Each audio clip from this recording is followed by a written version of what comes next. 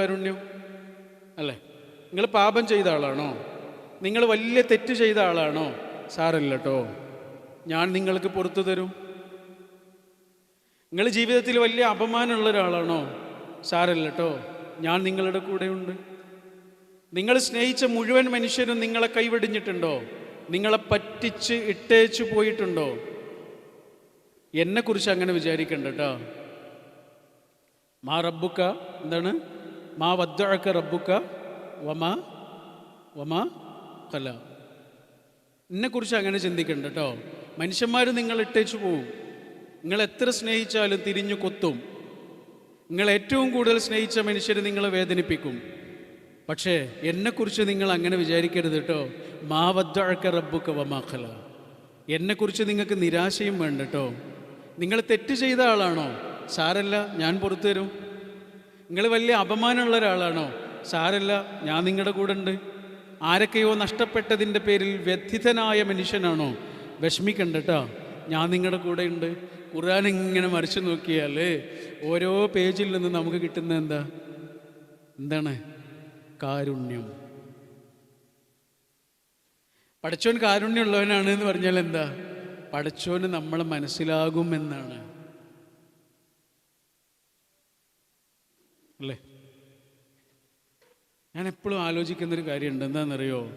ഈ കാരുണ്യം എന്നുള്ളതിന്, കമ്പാഷൻ എന്ന് ഇംഗ്ലീഷിൽ പറയുന്നതിന് അറബിയിൽ എന്താ പറയുകയെന്നറിയോ? നമുക്ക് എല്ലാവർക്കും പരിചയമുള്ള ഒരു വേർഡില്ലേ? എന്താ? റഹ്മത്ത്. റഹ്മത്ത് എന്നാ പറയുക അറബിയിൽ. റഹ്മ എന്നൊക്കെയാണ് പറയുക. റഹ്മ എന്നുള്ള വാക്കിന് വേറൊരു അർത്ഥമുണ്ട്. കാരുണ്യം എന്ന് മാത്രമല്ല, അതിന് വേറൊരു അർത്ഥം കൂടി ഉണ്ട്. എന്താണെന്നറിയോ? കേട്ടിട്ടുണ്ടോ ആരെങ്കിലും? റഹ്മ എന്ന് പറഞ്ഞാൽ ഗർഭപാത്രം എന്നൊരർത്ഥമുണ്ട്. ഗർഭപാത്രവും കാരുണ്യവും തമ്മിൽ എന്തെങ്കിലും ബന്ധമുണ്ടോ? ഉണ്ടോ? നിങ്ങൾക്ക് തോന്നുന്നുണ്ടോ എന്തെങ്കിലും ബന്ധമുണ്ടെന്ന് തോന്നുന്നുണ്ടോ? എന്നാലൊരു ബന്ധമുണ്ട്. ഇതെനിക്ക് തോന്നിയ ബന്ധമാണ് കേട്ടോ. എന്താണെന്നറിയോ? ഗർഭപാത്രം എന്ന് പറഞ്ഞാൽ ഒരു പെൺകുട്ടിയുടെ അല്ലെങ്കിൽ ഒരു സ്ത്രീയുടെ ശരീരത്തിൻ്റെ ഉള്ളിലുള്ള ഒരറയാ. ആ അറ എത്രയാണ് വലിപ്പം എന്നറിയോ? 2-3 സെൻറ്റിമീറ്ററാണ്. 2-3 സെൻറ്റിമീറ്റർ. ഈ 2-3 സെൻറ്റിമീറ്റർ വലിപ്പമുള്ള ഒരറയാണ് 2-3 കിലോ ഉള്ള ഒരു കുട്ടിക്ക് വേണ്ടിയിട്ട് സ്വയം വികസിക്കുന്നത്. കാരുണ്യം എന്ന് പറഞ്ഞാൽ എന്താ? ഈ ഗർഭപാത്രം പോലെ മനുഷ്യരെ മുഴുവനും ഉൾക്കൊള്ളുവാൻ ഒരാൾ സ്വയം വികസിക്കുന്നതിന് പറയുന്ന പേരാണ് കാരുണ്യം. അതുകൊണ്ടാണ് പടച്ചോൻ ഹബീബായ റസൂൽ സല്ലല്ലാഹു അലൈഹി വസല്ലമയോട് പറഞ്ഞത്, അലം നശ്റഹ് ലക സദ്രക്. എന്താ പറഞ്ഞത്? പ്രവാചകരെ, എൻ്റെ പ്രിയങ്കരനായ റസൂലേ, നിങ്ങൾക്ക് നാം നിങ്ങളുടെ മനസ്സ് വലുതാക്കി തന്നില്ലേ എന്ന് ചോദിക്കുന്നുണ്ട്. മനസ്സ് വലുതാക്കുക എന്ന് പറഞ്ഞാൽ എന്താ? മനുഷ്യരെ മുഴുവനും അക്സെപ്റ്റ് ചെയ്യാൻ, അക്കമഡേറ്റ് ചെയ്യാൻ ഒരാൾക്ക് സാധിക്കുക എന്നാണ് അതിൻ്റെ പേര്.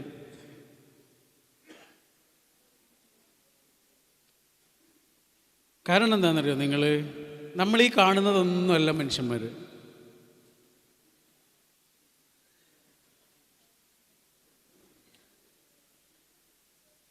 പറയട്ടെ? വെള്ളം കൊടുത്തോളൂ കേട്ടോ, വെള്ളം കൊടുത്തോളൂ. നിങ്ങൾക്ക് എന്ത് വേണേലും ചെയ്യാം. ഈ പ്രസംഗം അതിനൊന്നും തടസ്സമില്ല. നിങ്ങൾക്ക് അടുത്തുള്ള ആളോട് വേണമെങ്കിൽ വർത്തമാനം പറഞ്ഞോളൂ. അവിടെ കുട്ടികൾ വേണമെങ്കിൽ കരഞ്ഞോട്ടെ. കുട്ടികൾ കരഞ്ഞാൽ ഒരിക്കലും അതിനെ ശല്യമായി കാണരുത്. അത് ഈ പ്രസംഗത്തിൻ്റെ ഭാഗമായിട്ടേ കാണാവൂ കേട്ടോ. കാരണം ആ കുട്ടികൾ കരയുമ്പോൾ ആ കുട്ടികളുടെ ഉമ്മ അനുഭവിക്കുന്നൊരു പ്രയാസമുണ്ട്. ആൾക്കാരൊക്കെ ആ ഉമ്മയെ നോക്കുക. ആ ഉമ്മ കരയിപ്പിച്ചതൊന്നുമല്ലല്ലോ. കുട്ടികൾ കരയൂലേ? നമ്മുടെ വീട്ടിലൊക്കെ അങ്ങനെ തന്നെയല്ലേ? അതുകൊണ്ട് ഈ പ്രസംഗത്തിനിടയിൽ നിങ്ങൾ എന്ത് വേണമെങ്കിലും ചെയ്തോളൂ കേട്ടോ.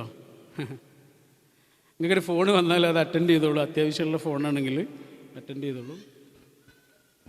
നമ്മൾ അതിനെക്കുറിച്ചാണ് ഈ പറഞ്ഞുകൊണ്ടിരിക്കുന്നത്. നമ്മളീ കാണുന്നതൊന്നുമല്ല മനുഷ്യന്മാർ. ഒരു പുസ്തകത്തിൻ്റെ ചെട്ട പോലെയാണ്.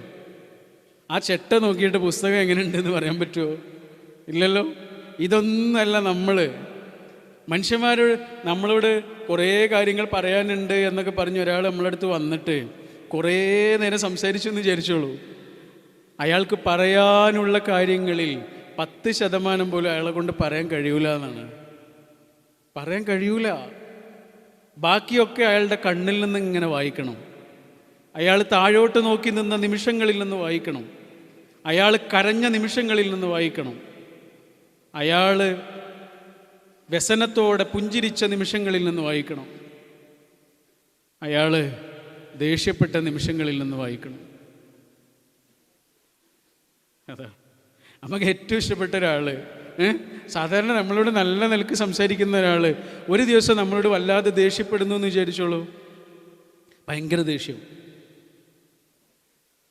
അയാളോട് ചെന്നിട്ട് എന്താ ഇപ്പം ഇത്ര വലിയ ദേഷ്യം എന്ന് ചോദിക്കുന്നതിന് പകരം എന്താ ഇപ്പം ഇത്ര വലിയ സങ്കടം എന്നൊന്ന് ചോദിച്ചു നോക്കുന്നുണ്ടോ?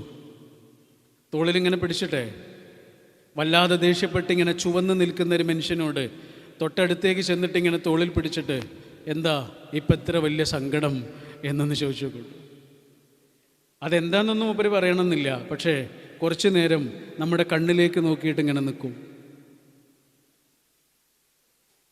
സങ്കടത്തിന് പുറത്തു വരാനുള്ളൊരു വഴി മാത്രമാണ് എന്ത്? ദേഷ്യം.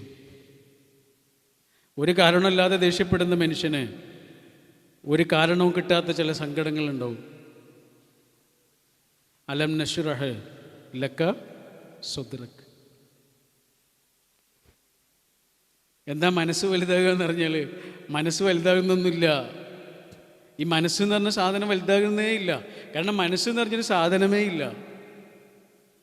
ഹൃദയമുണ്ട്, തലച്ചോറുണ്ട്.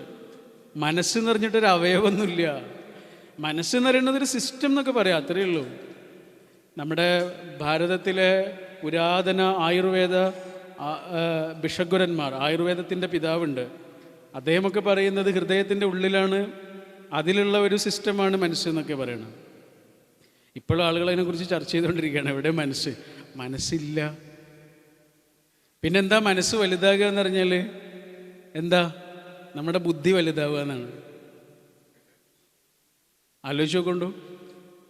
നമ്മുടെ ബുദ്ധി വലുതാവുക എന്നാണ് മനസ്സ് വലുതാവുക പറഞ്ഞാൽ. അതുകൊണ്ടാണ് ഈ ഭ്രാന്തൊക്കെ ഉള്ള ആളുകളില്ലേ, മാനസിക പ്രയാസമൊക്കെ ഉള്ള ആളുകൾ ആദ്യം എന്താ ചെയ്യുക? ശ്രദ്ധിച്ചിട്ടുണ്ടോ?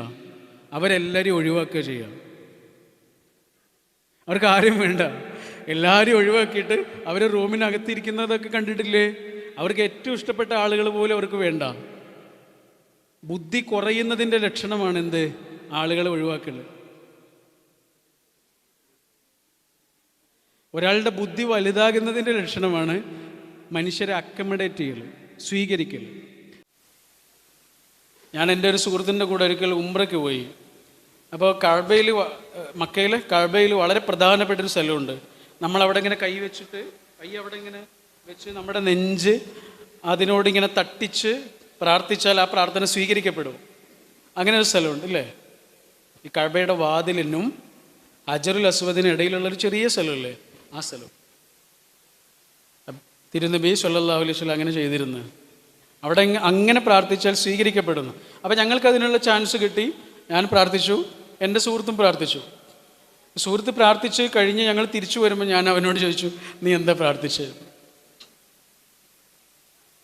അവൻ എന്നോട് പറഞ്ഞൊരു മറുപടി ഉണ്ട്. 13 കൊല്ലമായി ആ സംഭവം കഴിഞ്ഞിട്ട്, ഇപ്പോഴും എൻ്റെ ഉള്ളിലുണ്ട്. അവൻ എന്നോട് പറഞ്ഞു, ഞാൻ എൻ്റെ 3 കുട്ടികൾക്കും വേണ്ടിയാണ് പ്രാർത്ഥിച്ചത്. എൻ്റെ 3 കുഞ്ഞുങ്ങളും ഈ സമൂഹത്തിന് ഉപകാരപ്പെടണമേ എന്ന്. എനിക്ക് ഉപകാരപ്പെടണമേ എന്നല്ല, ഈ സമൂഹത്തിന് ഉപകാരപ്പെടണവരാ, ഈ സമൂഹത്തിന് ആവശ്യമുള്ളവരാകണമേ. എന്ത് പ്രാർത്ഥനയല്ലേ! ബാക്കിയാക്കാവുന്ന ഏറ്റവും മനോഹരമായ കാര്യം കാരുണ്യമാണ്. കാരുണ്യം എന്ന് പറഞ്ഞാൽ മനസ്സ് വലുതാകലാണ്. മനുഷ്യനെ സ്വീകരിക്കാൻ കഴിയുന്ന വിധത്തിൽ സ്വയം വികസിക്കുന്നതിൻ്റെ പേരാണ്. മനുഷ്യൻ്റെ സങ്കടങ്ങളെ ഇങ്ങനെ തിരിച്ചറിയലാണ്. അങ്ങനെ തിരിച്ചറിയുമ്പോൾ നമ്മൾ ചില ചോദ്യങ്ങളൊന്നും ചോദിക്കില്ല. തടിയുള്ള ഒരാളോട് തടിയെക്കുറിച്ച് ചോദിക്കരുത്. മക്കളില്ലാത്ത ഒരാളോട് മക്കളെക്കുറിച്ച് ചോദിക്കരുത്. വീട് പണി പൂർത്തിയാകാത്ത ഒരാളോട് വീട് പണിയെക്കുറിച്ച് ചോദിക്കരുത്. ഗൾഫിൽ നിന്ന് തിരിച്ചു വന്ന ഒരാളോട് അതിനെക്കുറിച്ച് സങ്കടപ്പെടുന്നത് ചോദിക്കരുത്. അല്ലെങ്കിൽ ഈ സങ്കടങ്ങളിൽ ഇങ്ങനെ മുങ്ങി നിൽക്കുന്ന മനുഷ്യരുടെ പേരാണവർ, പ്രവാസികൾ. അവർ നല്ല വസ്ത്രം ഇടുകയും നല്ല പെർഫ്യൂം അടിക്കുകയൊക്കെ ചെയ്തിട്ടുണ്ടാവും. പക്ഷേ കാലിങ്ങനെ ഈ നാട്ടിൽ നിന്ന് മെല്ലെ മെല്ലെ ഇങ്ങനെ ഏത് നിമിഷവും മറ്റൊരു നാട്ടിലേക്ക് പറിച്ചു നടപ്പെടേണ്ടതിനെക്കുറിച്ച് ആലോചിച്ചുകൊണ്ടിരിക്കുന്ന കുറേ ഓർമ്മകളും പേര് നടക്കുന്ന കുറച്ച് ശരീരങ്ങളാണ്, പാവങ്ങളാണ്. ആർക്കൊക്കെയോ വേണ്ടി ഇങ്ങനെ കത്തി കത്തി കത്തി ചെറിയൊരു കാറ്റ് വരുമ്പോഴേക്ക് കെട്ടുപോകുന്ന മനുഷ്യന്മാർ. നടന്നും നടന്നേറെ തളർന്നും തളർന്നു തെല്ലിരുന്നിളവേൽക്കവേ ഒരു കൊച്ചു സ്വപ്നം നുണഞ്ഞും. ONVയുടെ പഴയൊരു കവിതയാണ്. പക്ഷെ ഇത് പ്രവാസികളെ കുറിച്ച് വളരെ ശരിയാണെന്ന് എനിക്ക് തോന്നാറുണ്ട്. നടന്നും നടന്നേറെ തളർന്നും തളർന്നു തെല്ലിരുന്ന് ഇളവേൽക്കവേ ഒരു കൊച്ചു സ്വപ്നം നുണഞ്ഞും. എന്തോ തേടി തേടാതെ എന്തോ നേടി, നേടാതെ എന്തോ കണ്ടു, കാണാതെ എന്തോ പാടി, പാടാതെ നടന്നു പോകും ഈ യാത്ര എനിക്കിഷ്ടം. അതുകൊണ്ടാണ് ഈ കല്യാണത്തെക്കുറിച്ച് പറയുന്നിടത്ത് പോലും കല്യാണത്തെക്കുറിച്ച് പറയുന്ന സമയത്ത് പടച്ചവൻ എന്താ പറയുന്നത് അറിയാം നിങ്ങൾ? രണ്ട് കാര്യങ്ങളാണ് പറയുന്നത്. എന്നെ ഏറ്റവും കൂടുതൽ ആകർഷിച്ച ഖുർആനിലെ വചനമാണത്, ഈ കല്യാണത്തെക്കുറിച്ച് പറഞ്ഞ വചനം. എന്താണെന്നറിയോ? ജീവിതത്തിൽ ഒന്നിക്കുന്ന രണ്ടാൾക്കാരോട് പടച്ചവൻ രണ്ട് കാര്യങ്ങളാണ് ഓർമ്മിപ്പിക്കുന്നത്. ഒന്ന് നിശ്ചയമായും പ്രണയം, സ്നേഹം. രണ്ടാമത്തെ എന്താണെന്നറിയോ? കാരുണ്യം. എന്തൊരു വാക്കാണ്, ആലോചിച്ച് നോക്കൂ. വജഅല ബൈനക്കും മവദ്ദത്തൻ വറഹ്മ. നിങ്ങളുടെ രണ്ടാളുടെ ഇടയിൽ രണ്ട് കാര്യങ്ങളെ നാം ഉണ്ടാക്കി തരുന്നു. പടച്ചോൻ പറയാ, രണ്ട് കാര്യങ്ങളെ നാം ഉണ്ടാക്കി തരുന്നു. എന്താ പറഞ്ഞ്? ഉണ്ടാക്കി തരുന്നു. അമ്മ ഭക്ഷണം ഉണ്ടാക്കി തരുന്നു എന്ന് പറഞ്ഞാൽ കഴിക്കേണ്ടത് നമ്മളാ, അല്ലേ? അതേപോലെ പറഞ്ഞ നിങ്ങളുടെ രണ്ടാളുടെ ഇടയിൽ രണ്ട് കാര്യങ്ങൾ ഉണ്ടാക്കി തരുന്നു. അതൊന്ന് സ്നേഹമാണ്, ഒന്ന് കാരുണ്യമാണ്. അതെടുത്ത് ചെലവഴിക്കേണ്ട ജോലി ആരുടെയാണ്? അവരുടെയാണ്. അത് പഠിച്ചവനല്ല ചെയ്യുക, അത് നമ്മളാ ചെയ്യുക. നിങ്ങൾ ആലോചിച്ച് നോക്കൂ, ജീവിതകാലം മുഴുവനും ഇപ്പോൾ ഒരു രണ്ടാളുകൾ വിവാഹിതരാകുന്നത് അവരുടെ 24-ാമത്തെ വയസ്സിലോ 26-ാമത്തെ വയസ്സിലോ ഒക്കെ ആയിരിക്കും. ഇനി അവർ ഒന്നിച്ചു കഴിയേണ്ടത് ഇത്രയും കാലം ജീവിച്ചതിൻ്റെ 2 ഇരട്ടിയെങ്കിലും കാലമാണ്, അല്ലേ? ഇത്രയും കാലം ജീവിച്ചതിൻ്റെ 2 ഇരട്ടി വർഷങ്ങളെങ്കിലും ഇനി ഒരുമിച്ച് ജീവിക്കണം. അപ്പം അവരുടെ ഇടയിൽ സ്നേഹം മാത്രം പോരാ, പിന്നെ ഒന്നുകൂടി വേണം. അതെന്താണ്? കാരുണ്യം. കാരണം സ്നേഹം എന്ന് പറഞ്ഞാൽ ഇങ്ങനെയാണ്, ഇങ്ങനെയാ. കാരുണ്യം എന്ന് പറഞ്ഞാൽ ഇങ്ങനെയല്ല, കാരുണ്യം എന്ന് പറഞ്ഞാൽ ഇങ്ങനെയാ. കാരണം ഇയാൾ ഇങ്ങനെ ആയിട്ടുണ്ടാവും. ഓരോ മാസവും അവൾ കടന്നു പോകുന്ന ശരീരത്തിൻ്റെ പ്രയാസങ്ങൾ കൊണ്ടാവാം, അതല്ലെങ്കിൽ അവൻ്റെ ജോലി നഷ്ടപ്പെട്ടത് കൊണ്ടാവാം, അവന് ശമ്പളം കുറഞ്ഞത് കൊണ്ടാവാം, ഗൾഫിൽ നിന്ന് തിരിച്ചു വന്നത് കൊണ്ടാവാം, വിചാരിച്ചതുപോലൊന്നും ജീവിതം മുന്നോട്ട് പോകാത്തത് കൊണ്ടാവാം, രോഗങ്ങൾ കൊണ്ടാവാം, ഏറ്റവും പ്രിയപ്പെട്ടവരുടെ നഷ്ടങ്ങൾ കൊണ്ടാവാം. എപ്പോഴും മനുഷ്യൻ ഇങ്ങനെയല്ല, ചിലപ്പോഴൊക്കെ മനുഷ്യൻ ഇങ്ങനെയാണ്. ഇങ്ങനെ നിൽക്കുന്ന മനുഷ്യൻ്റെ മുന്നിൽ ഇങ്ങനെ നിൽക്കുന്നതിൻ്റെ പേരല്ല, ഇങ്ങനെ നിൽക്കുന്ന മനുഷ്യൻ്റെ കൂടെ ഇങ്ങനെ അയാളുടെ കൂടെ നിൽക്കുന്നതിൻ്റെ പേരാണ് കാരുണ്യം. എന്താണെന്നറിയില്ല, ഈ മാസം വല്ലാത്ത വേദനയും തളർച്ചയുമൊക്കെ ഉണ്ട് എന്ന് അവൾ നമ്മളോട് വന്ന് പറയുമ്പോൾ, കഴിഞ്ഞ മാസം പോലെയല്ല, ഈ മാസം വല്ലാത്ത വേദനയുണ്ട് എന്ന് അവൾ നമ്മളോട് വന്ന് പറയുമ്പോൾ അവൾക്ക് വേണ്ടത് വേദനയ്ക്കുള്ള മരുന്നല്ലല്ലോ, അല്ലല്ലോ. അതായിരുന്നെങ്കിൽ മെഡിക്കൽ ഷോപ്പിൽ ചെന്ന് പറഞ്ഞാൽ മതിയായിരുന്നു. എന്തിനാ അവളുടെ പുരുഷനോട് വന്ന് പറഞ്ഞത്? വേറെ ചിലത് അവൾക്ക് ആവശ്യമുണ്ടായതുകൊണ്ടാണ്. സ്നേഹമല്ല അത് കാരുണ്യമാണ്.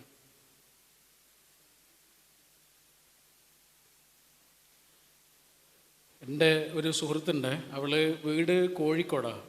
കോഴിക്കോട് ബേപ്പൂരാണ് അവളുടെ വീട്. അവളിപ്പോൾ PG പഠിച്ചുകൊണ്ടിരിക്കുന്നത് പയ്യന്നൂരാണ്, കണ്ണൂർ ജില്ലയുടെ അങ്ങേ അറ്റത്ത്, കാസർഗോഡിൻ്റെ തുടക്കത്തിൽ അവിടെയാണ്. കാസർഗോഡാണ് അതിൻ്റെ മണ്ഡലമൊക്കെ, ലോക്സഭാ മണ്ഡലമൊക്കെ അങ്ങനെയുള്ളൊരു സ്ഥലത്താണ്. രാവിലെ 5 മണിക്ക് ഇറങ്ങിയിട്ട് വൈകിട്ട് 9 മണിക്കും 10 മണിക്കും തിരിച്ചു വരിക. ഹോസ്റ്റലിൽ നിൽക്കാൻ കഴിയില്ല, കാരണം അവൾക്ക് 3 വയസ്സുള്ളൊരു കുട്ടിയുണ്ട്.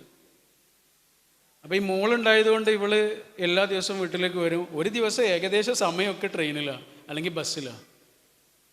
ഇവൾ പഠിക്കുന്നത് കൗൺസിലിംഗ് സൈക്കോളജിയാണ്. അപ്പോൾ ക്ലാസ് റൂമിൽ ഒരു ദിവസം ടീച്ചർ പഠിപ്പിച്ചുകൊണ്ടിരിക്കുന്നത് എന്താണെന്നറിയോ? ടൈം മാനേജ്മെൻറ്റിനെ കുറിച്ചാണ് പഠിപ്പിച്ചുകൊണ്ടിരിക്കുന്നത്. ഒരു ദിവസത്തെ സമയം എങ്ങനെയൊക്കെയാണ് ചിലവഴിക്കേണ്ടത്, ഡിവൈഡ് ചെയ്യേണ്ടത് എന്നൊക്കെ പഠിപ്പിച്ചുകൊണ്ടിരിക്കുന്നത് കേട്ട് കേട്ട് കേട്ട് ഇവൾക്ക് സങ്കടമായി. കാരണം ഇവൾക്ക് ഒരു ദിവസത്തെ സമയം ഒന്നിനും തികയുന്നില്ല. ഇവളെ മോളെപ്പോലെ നോക്കാൻ കഴിയുന്നില്ല. ഇത് കേട്ട് കേട്ട് ഇവളുടെ മനസ്സിൽ ഇങ്ങനെ നിറഞ്ഞു നിന്നത് അവളുടെ കുഞ്ഞാണ്, അവളുടെ മോളാണ്. ഇതൊക്കെ ആലോചിച്ച് പോക്ക് സങ്കടമായി.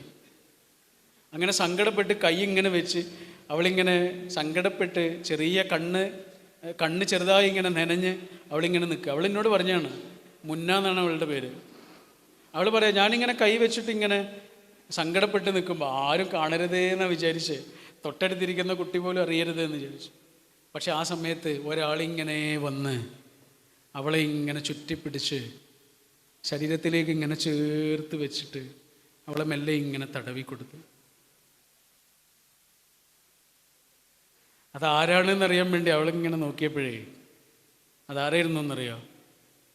ക്ലാസ് എടുത്തുകൊണ്ടിരുന്ന ടീച്ചറായിരുന്നു. ആ ടീച്ചറെ അവൾ മറക്കുമോ? ആ ടീച്ചർ പഠിപ്പിച്ചതൊക്കെ ചിലപ്പോൾ മറക്കും, പക്ഷെ ടീച്ചറെ മറക്കില്ല. മനുഷ്യന്മാർ കൈമാറുന്ന ഏറ്റവും മനോഹരമായ കാര്യം എന്താണെന്നറിയോ? കാരുണ്യം.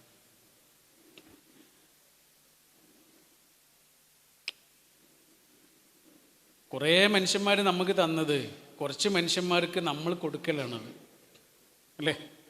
എത്രയോ മനുഷ്യന്മാർ നമുക്ക് തന്ന എന്തൊക്കെയോ ഉണ്ട്. അത് കുറച്ച് മനുഷ്യന്മാർക്ക് നമ്മളിങ്ങനെ ഷെയർ ചെയ്ത് കൊടുക്കുന്നതിൻ്റെ പേരാണ്. ഇപ്പം നിങ്ങളിങ്ങനെ കാണുന്നത് ആരെയാ? എന്നെയല്ലേ? ഈ മൈക്ക് പിടിച്ച് നിൽക്കുന്ന ആളെ മാത്രമല്ലേ നിങ്ങൾ കാണുന്നുള്ളൂ. ഇയാളിങ്ങനെ ആവാൻ എത്ര ആൾക്കാർ ഇതിൻ്റെ പിന്നിലുണ്ടെന്ന് അറിയാം നിങ്ങൾക്ക്? എത്ര മനുഷ്യരാണ് ഇങ്ങനെ ഒരാളെ രൂപപ്പെടുത്തുന്നത്? വെറുതെ ആവുമോ? വെറുതെ നമ്മളാരെങ്കിലും ഇങ്ങനെ ആവുമോ? എത്ര മനുഷ്യർ കൈപിടിച്ചു, എത്ര മനുഷ്യർ താങ്ങും തണലും തലോടലും തണുപ്പുമായി. ഒരു പശുവിൻ്റെ കുട്ടി ജനിച്ചാൽ അപ്പം എഴുന്നേറ്റ് ഓടുന്ന കണ്ടിട്ടില്ലേ? ഇല്ലേ? ഒരു അമ്മയുടെ കുട്ടി അങ്ങനെ എഴുന്നേറ്റ് ഓടുമോ? എന്തേ അങ്ങനെ ആക്കിക്കൂടെ ഇരുന്നോ? സൗകര്യം ഇരുന്നില്ലേ? പശുവിൻ്റെ കുട്ടിയെ പോലെ മനുഷ്യൻ്റെ കുട്ടിയെയും ആക്കിക്കൂടെ ഇരുന്നോ? പ്രസവിച്ച ഉടനെ എഴുന്നേറ്റ് ഓടിക്കൂടെ ഇരുന്നോ? എന്തേ അങ്ങനെ ആക്കിയില്ല?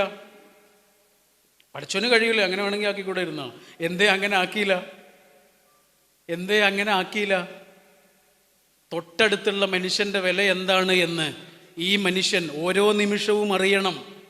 അതിനു വേണ്ടിയാണ് ഒരു ചുവട് വെക്കുന്നുണ്ടെങ്കിൽ എത്രയോ മനുഷ്യർ ആ ചുവടിലേക്ക് നമ്മളെ നടത്തിച്ചതാണ്. ഈ ഓർമ്മ ഉണ്ടാവാനാണ്, അല്ലേ? എൻ്റെ കൈ ഇങ്ങനെ അനക്കാൻ പറ്റുന്നുണ്ട് എങ്കിൽ, എൻ്റെ കയ്യെ ഇങ്ങനെ അനക്കാൻ പറ്റുന്നുണ്ടെങ്കിൽ, കൈ അനക്കാൻ പറ്റാത്ത ഒരു മനുഷ്യനെങ്കിലും ഈ കൈ ഉപയോഗപ്പെടണം. എനിക്ക് മാത്രം ഉപയോഗപ്പെട്ടാൽ പോരാ. അതിൻ്റെ പേരാണ് കാരുണ്യം. എൻ്റെ കാലുകൊണ്ട് ഇങ്ങനെ നടക്കാൻ പറ്റുന്നുണ്ട് എങ്കിൽ, കാലുകൊണ്ട് നടക്കാൻ പറ്റാത്ത ഒരൊറ്റ മനുഷ്യനെങ്കിലും ഈ ആയുസ്സിൽ എൻ്റെ കാല് ഉപയോഗപ്പെടണം. അതിൻ്റെ പേരാണ് കാരുണ്യം. നിങ്ങൾ കണ്ടില്ല, ഈ അടുത്ത് കാല് രണ്ടും ഇല്ലാത്ത ഒരു കുട്ടിയെ അവൻ്റെ കൂടെ പഠിക്കുന്ന കുട്ടികൾ എടുത്തുകൊണ്ട് പോകുന്ന കണ്ടില്ലേ? ഒരു വീഡിയോ കണ്ടിരുന്നില്ല? എന്ത് രസമുള്ള വീഡിയോ ഇരുന്നത്. 2 കാലുമില്ലാത്തൊരു കുട്ടിയെ എടുത്തുകൊണ്ട് പോകുന്നത് അവൻ്റെ കൂടെ പഠിക്കുന്ന 2 കുട്ടികൾ അപ്പുറത്തും ഇപ്പുറത്തും കൈവച്ചിട്ട് ഇങ്ങനെ എടുത്തുകൊണ്ട് പോവാണ്. നിനക്ക് 2 കാലുകൾ പോയാൽ, എടാ നിനക്ക് 2 കാലുകൾ പോയാൽ ഞങ്ങൾ 4 കാലുകൾ തരാം എന്നാണ് ആ കുട്ടികൾ പറഞ്ഞത്. പോയത് 2 കാല, കിട്ടിയതോ 4 കാല. ഈ വാഗ്ദാനത്തിൻ്റെ പേരാണ് കാരുണ്യം.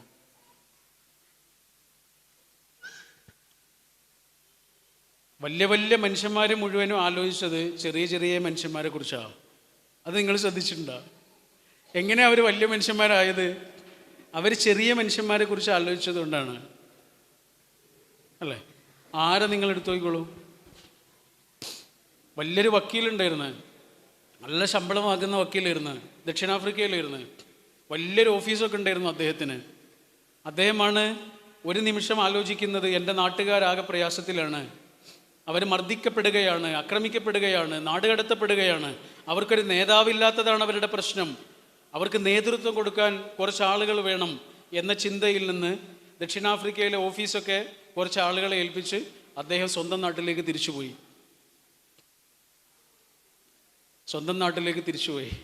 അങ്ങനെ ഒരാൾ സ്വന്തം നാട്ടിലേക്ക് തിരിച്ചു പോയിട്ടില്ലായിരുന്നെങ്കിൽ നമ്മളിപ്പോൾ ഇങ്ങനെ ഇരിക്കില്ലായിരുന്നു. ആ ആളുടെ പേരെന്താണെന്നറിയോ? മഹാത്മാഗാന്ധി എന്നാണ് ആ മനുഷ്യൻ്റെ പേര്. എന്താ അവിടെ പൈസ ഉണ്ടാക്കിയിരുന്നൂടായിരുന്നു? നാട്ടിലേക്ക് വന്നിട്ട് ആദ്യം ചെയ്യുന്നത് എന്താണെന്നറിയോ? അദ്ദേഹത്തിന് ഏറ്റവും ഇഷ്ടപ്പെട്ട ഒരാളുടെ അടുത്തേക്ക് പോയി. അദ്ദേഹത്തിൻ്റെ പേര് ബാലകൃഷ്ണ ഗോഖലെ, അല്ലേ? ഗോപാലകൃഷ്ണ ഗോഖലെ. ഗോഖലെയോട് ചെന്നിട്ട് ചോദിച്ചു, അല്ല ഞാൻ എന്താണ് ചെയ്യേണ്ടത്? എനിക്ക് എന്തെങ്കിലും ചെയ്യണം രാജ്യത്തിന് വേണ്ടിയിട്ട്, ഞാൻ എന്ത് ചെയ്യണം? ഗോഖലെ പറഞ്ഞു, എടാ നീ ഒന്നും ചെയ്യല്ലേ, ആദ്യം നീ ചെയ്യേണ്ടത് എന്താണെന്നറിയോ? ഈ നാടിന് എന്താണ് വേണ്ടത് എന്ന് നാട്ടിലൂടെ സഞ്ചരിച്ചിട്ട് പഠിക്കണം. ഇന്ത്യ എന്ന് പറഞ്ഞാൽ ഗ്രാമങ്ങളാണെടാ. നീ ഇന്ത്യയുടെ ഗ്രാമങ്ങൾ പോയിട്ട് കാണുക. കുടിലുകളിൽ ചെന്ന് കയറൂ, അവരുടെ കൂടെ ഇരുന്ന് ഭക്ഷണം കഴിക്കൂ, അവരുടെ വ്യസനങ്ങൾ എന്താണെന്നറിയൂ, അവരുടെ ഭാരം എന്താണ് എന്നറിയൂ. ഗാന്ധി ഇറങ്ങി, നാടായ നാടുകളിലൂടെയെല്ലാം കറങ്ങി, ഗ്രാമങ്ങളിലൂടെയും കുടിലുകളോടിലോ കയറിയിറങ്ങി. ആ നടത്തം തമിഴ്നാട്ടിലെത്തി, മധുരയിലെത്തി. വൈഗാ നദിയുടെ തീരത്തുകൂടെ നടന്നു പോകുന്നതിനിടയിൽ വൈഗാ നദി കണ്ടപ്പോൾ ഗാന്ധിജിക്ക് ഒരാഗ്രഹം, ഒന്ന് മുങ്ങിക്കുളിക്കണം. നല്ല ചൂടായിരുന്നു, ഏപ്രിൽ മാസമാണ്. ഒന്ന് മുങ്ങിക്കുളിക്കണം. ആ വെള്ളത്തൊപ്പിയില്ലേ, ഗാന്ധി തൊപ്പി, ഈ ഗാന്ധി തൊപ്പിയൊക്കെ വെക്കുന്ന സമയമാണ്. ആ തൊപ്പി ഇങ്ങനെ അഴിച്ചിട്ട് ഒന്ന് മുഖം കഴുകണം എന്നൊക്കെ ആഗ്രഹിച്ച് നിൽക്കുകയാണ്. പക്ഷേ അപ്പോഴാണ് ആളുകൾ പറഞ്ഞത്, ആ പുഴയിൽ ആരോ കുളിക്കുന്നുണ്ട്, ഒരു സ്ത്രീ കുളിക്കുന്നുണ്ട്, അവർ കയറിയതിന് ശേഷം ഇറങ്ങിയാൽ പോരെ എന്ന് ചോദിച്ചു. അപ്പോൾ ഗാന്ധി പറഞ്ഞു, ഓക്കെ അവർ കയറി വന്നോട്ടെ, അവർ കയറിയതിന് ശേഷം ഇറങ്ങാം. അങ്ങനെ ഗാന്ധിജി അവരെ കാത്തിരിക്കുക. 5 മിനിറ്റായി, 10 മിനിറ്റായി, 20 മിനിറ്റായി, 30 മിനിറ്റായി, അവർ കയറി വരുന്നില്ല. അപ്പോൾ കൂട്ടത്തിലുള്ള ഒരു സ്ത്രീയെ അങ്ങോട്ട് പറഞ്ഞു അയച്ചു, ഇതെന്താ സംഭവം എന്നറിയാൻ വേണ്ടിയിട്ട്. അപ്പോൾ ചെന്നപ്പോൾ എന്താ സംഭവം എന്നറിയോ? ഈ സ്ത്രീയില്ലേ, അവർ ഉടുത്ത വസ്ത്രമില്ലേ, അത് അലക്കിയിട്ടതാ, വേറെ വസ്ത്രമില്ല, അതുകൊണ്ട് വെള്ളത്തിലിങ്ങനെ നിൽക്കുകയാണ്. ഇത് വന്ന് പറഞ്ഞു അദ്ദേഹത്തോട്, ഗാന്ധിജിയോട്. അന്ന് ഗാന്ധിജി ആയിട്ടില്ല, ഗാന്ധി, മോഹൻദാസ് കരംചന്ദ് ഗാന്ധിയേ ഉള്ളൂ, അഡ്വക്കേറ്റാണ്. ഇത് കേട്ടപാടെ ഗാന്ധിജി എന്താ ചെയ്തതെന്നറിയാം? ഈ മേൽക്കുപ്പായല്ലേ, മേൽക്കുപ്പായ അഴിച്ചിട്ട് ആ സ്ത്രീക്ക് എറിഞ്ഞു കൊടുത്തു. എറിഞ്ഞു കൊടുക്കുക മാത്രമല്ല ചെയ്തത്, ആ നിമിഷം ഒരു കാര്യം തീരുമാനിച്ചു. എൻ്റെ രാജ്യത്തുള്ള മുഴുവൻ മനുഷ്യന്മാർക്കും ഉടുതുണിക്ക് മറുതുണി ഉണ്ടാകുന്നത് വരെ ഞാൻ എൻ്റെ മേൽക്കുപ്പായം ധരിക്കുകയില്ല. 1948 ജനുവരി മാസം 30 വൈകുന്നേരം 5:17 78ാമത്തെ വയസ്സിൽ വെടിയേറ്റ് വീഴുമ്പോഴും ആ പാവം ശരീരത്തിൽ മേൽക്കുപ്പായം ഉണ്ടായിരുന്നില്ല. ഇന്ന് ജീവിച്ചിരിക്കുകയാണെങ്കിലോ ഇന്നും ഉണ്ടാവില്ല. വലിയ വലിയ മനുഷ്യന്മാർ മുഴുവനും ആലോചിച്ചത് ചെറിയ ചെറിയ മനുഷ്യന്മാരെ കുറിച്ചാണ്. അതുകൊണ്ടാണ് അവർ വലിയ മനുഷ്യന്മാരായത്. ചെറിയ മനുഷ്യരുടെ ദുഃഖങ്ങളെ, ആ ദുഃഖത്തിൻ്റെ ആഴങ്ങളിൽ ചെന്ന് തൊടുന്ന മനുഷ്യനാണ് വലിയ മനുഷ്യൻ. തുർക്കിയിലൊരു വലിയ എഴുത്തുകാരനുണ്ട്, അദ്ദേഹത്തിൻ്റെ പേര് അങ്കിൾ ഇദ്രീസ് എന്നാണ്. കുട്ടികൾക്ക് വേണ്ടി മാത്രമാണ് എഴുതുക. ഇപ്പോൾ 90 വയസ്സായി. അദ്ദേഹത്തിൻ്റെ ഒരു പുസ്തകമുണ്ട്, ഈ അടുത്തിറങ്ങിയൊരു പുസ്തകമാണ്, കുറച്ചായി, ഒരു 2 വർഷമൊക്കെയായി. പുസ്തകത്തിൻ്റെ പേര് love story A different kind. കുറേ സ്നേഹത്തിൻ്റെ കഥകളാണ്. അതിലൊരു സംഭവമുണ്ട്, എല്ലാം സംഭവങ്ങളാട്ടോ, കഥകളല്ല. അതിലൊരു സംഭവം എന്താണെന്നറിയോ? ഇറാഖിൽ ബാഗ്ദാദിൽ യുദ്ധമൊക്കെ നടക്കുന്ന സമയത്ത് അഭയാർത്ഥികൾക്കുള്ള ക്യാമ്പ് ഉണ്ടായിരുന്നു. ആ ക്യാമ്പിൽ ഒരു കുട്ടിക്ക് വളരെ അർജൻറ്റായിട്ട് രക്തം വേണം. അപ്പോൾ രക്തം കൊടുക്കാൻ വലിയ ആളുകളൊന്നും തയ്യാറാവുന്നില്ല. അവസാനം രക്തം കൊടുക്കാൻ വേണ്ടി വന്നത് അധിക പ്രായമൊന്നുമായിട്ടില്ലാത്തൊരു കുട്ടി തന്നെയാണ്. അവൻ രക്തം കൊടുക്കാനൊക്കെ തയ്യാറാ, പക്ഷേ രക്തം കൊടുക്കുന്നതിന് മുമ്പ് അവൻ അവൻ്റെ ഉമ്മയെ ഒന്ന് കാണണം. ഇതാണ് പ്രശ്നം. പക്ഷെ ഉമ്മ വേറെ എവിടെയോ ആണ്. അപ്പോൾ ആളുകൾ അവനോട് പല നിലക്കും പറഞ്ഞു, ഉമ്മയെ കാണാൻ നിന്നാലും ഒക്കെ വൈകിപ്പോവും, നമുക്ക് പെട്ടെന്ന് രക്തം കൊടുക്കണം എന്നൊക്കെ പറഞ്ഞു. ഇവൻ സമ്മതിക്കില്ല, ഇവന് ഉമ്മയെ കാണണം. അപ്പം അതിൻ്റെ കാരണം ചോദിച്ചപ്പോഴാണ് അവൻ പറഞ്ഞത്, എന്താ പ്രശ്നം എന്നറിയോ? അവൻ പറയാണ്, ഞാൻ രക്തം കൊടുത്തു കഴിഞ്ഞാൽ ഞാൻ മരിക്കൂലേ, മരിക്കുന്നതിന് മുമ്പ് എനിക്ക് എൻ്റെ ഉമ്മയെ ഒന്ന് കാണണം. അവൻ വിചാരിച്ചത് രക്തം കൊടുത്താൽ മരിക്കുന്നതാണ്. പക്ഷെ അവനതിന് തയ്യാറായിട്ടാണ് വന്നിരിക്കുന്നത്. ആ കുട്ടിയല്ലേ ശരിക്കും വലിയ മനുഷ്യൻ? അല്ലേ? ഈ കുട്ടിയല്ലേ ശരിക്കും വലിയ മനുഷ്യൻ? അല്ലേ? എന്താ എൻ്റെ പേര്? സുഫിയാൻ സി സക്കീർ. ഇങ്ങനെ പകുത്തു കൊടുക്കുകയാണ്.